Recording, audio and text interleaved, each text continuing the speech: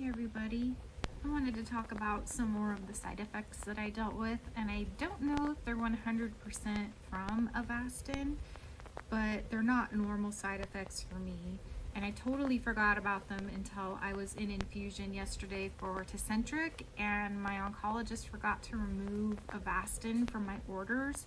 And so the nurse was asking me questions about have I had any bleeding at all, gums, nose, whatever. And I told her, and she almost had a heart attack. And I was like, oh no, I'm not doing that. I'm not doing Avastin anymore. I already decided. So she was relieved. But the other day I was taking a really good nap, because I take really good naps, really long naps. And I woke up and I tasted blood in my mouth, and when I stood up, blood just started pouring down my face. And I've had very few nosebleeds, and I used to have them almost every day when I was on chemo many years ago. But this was the worst nosebleed I've ever had. I mean, it just went everywhere, all over the floor, and just all over the sink. It was like a horror movie. It was really crazy. And of course, you know, I looked up what you're supposed to do and sit upright and lean slightly forward, pinch the nose. But it was just so much bleeding, and it was coming from this nostril. But because I had been sleeping, it was in my throat and I could taste it. And there was some in my mouth, and it was just so gross. And then I've also, my gums have been bleeding. Like, I'll just be walking and I taste blood, and it's just like the whole roof of my mouth and around some of my teeth, they've been bleeding. For no reason. Like, I'm not even eating, I didn't just floss, it's just bleeding. So I have my own mouthwash that I make to try to help that heal up, so I'm using that. And also yesterday before my infusion, I was talking with my oncologist, and we were looking over my CT, and I was pretty upset because, again, I was gaslit when I went to the ER. It was December 1st when I was told to go to the ER to be seen by the urology team quicker, because they had me scheduled for June, and they scheduled that in November of last year. And I have a blockage in my ureter, and I need a stent. My whole team says that I need a stent. And so I went to the ER to be seen quicker, and I got a consult with somebody on that team, and she came in, and I remember her drawing a little diagram for me about what it looks like in there. And she specifically drew the ureter really wide, and she said, this is what's going on. It's your ureter is stretched out. And I don't recall her saying anything about the kidney besides that my kidney function looks good and that they felt that I didn't need a stent. So that was December 1st. Well, this is my first CT scan since then, and I noticed the word hydroureteronephrosis. And I was like, doesn't nephrosis refer to the kidney? So is my kidney swollen? Because I was led to believe that it's just my ureter, not my kidney.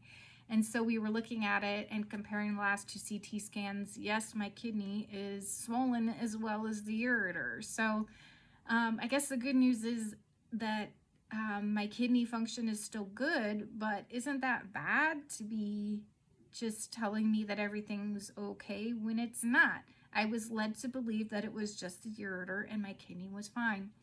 So I'm really upset about that. I feel like every time I do go to the ER, I get gaslit, and I don't know if it's because they look at my history and think I'm a lost cause, why waste money on me, or because they're so short-staffed around here.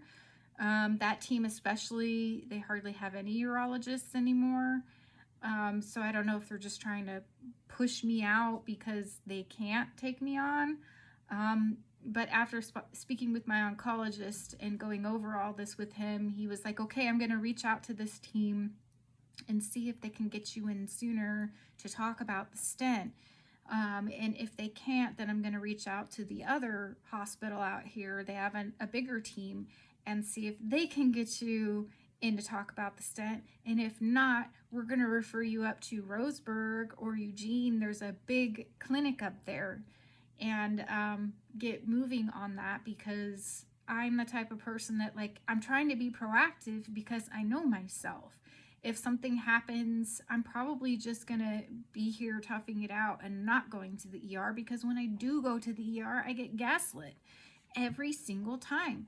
So I I'm just trying to get it done ahead of time, because if something happens, I won't ignore it, but I'll handle it myself, or try to. And who knows what could happen there. I haven't looked that up, but I'm sure it's not good if something happens with the ureter or the kidney. So I'm just trying to be proactive. I'd rather get the stent before an emergency, and my whole team is telling me I need one. So I don't know why I was told in the ER that I don't, by the urology team that gave me a consult when I went in. So I'm just really frustrated with that, the gaslighting that goes on. Otherwise, I'm doing good. I am scheduled for lots of hydration.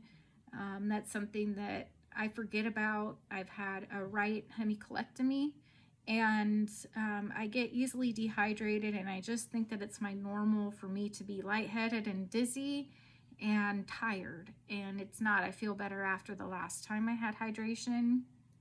So they've scheduled me for several hydration appointments, which sucks because it means being there for an hour and a half, most likely 2 hours each time. But at least I love the nurses, and one of my good friends works there. So it'll be time to visit with them and make myself relax. And anyway, that's all I've got to say today. Thank you, everybody. I appreciate your support, and have a good day. Bye.